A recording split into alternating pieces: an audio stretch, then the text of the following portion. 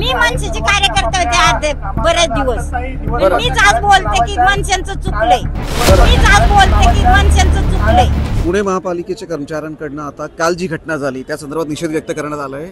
Meanwhile आपल्यासोबत काय कर्मचारी आहे, बऱ्यापैकी सगळे यंग आहे, त्यांना अजून बरेच वर्ष किंवा बरेच दशक इथे काम करायचं आहे आणि अशा परत घटना होऊ नये या संदर्भात त्यांचं काय म्हणणं ऐकूया.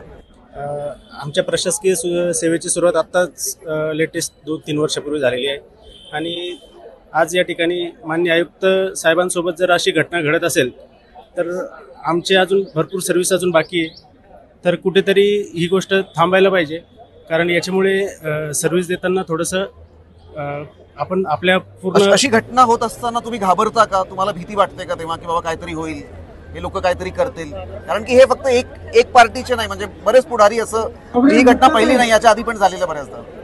हो, झालेलं आहे. बाकी काही नाही, फक्त आपले जे रेग्युलर रुटीनचे काम असतात त्याच्यामध्ये डिस्टर्ब होतं आणि शेवटी आपण जनतेचे सेवक आहोत आणि सर्व्हिसेस करायचे असते. सगळं कॉर्पोरेशन पूर्ण सर्व्हिसेस बघतात.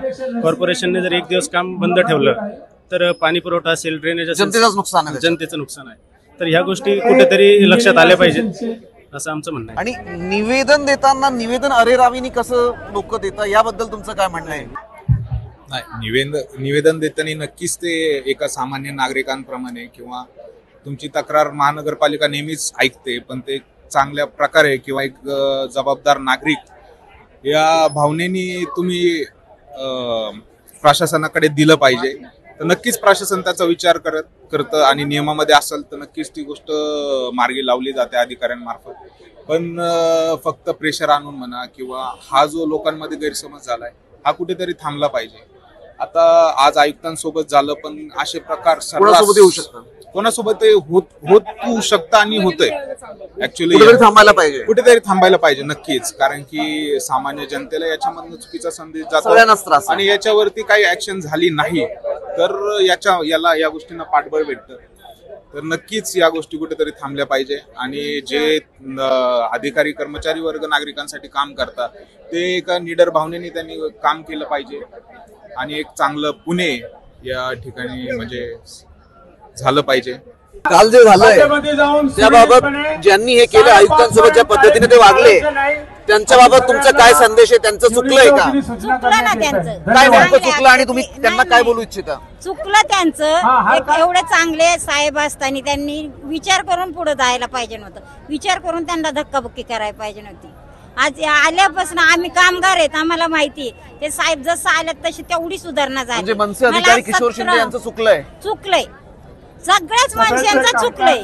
मी मनसेचे कार्यकर्ते होते आज बरेच दिवस. मीच आज बोलते की मनसेचं चुकलंय.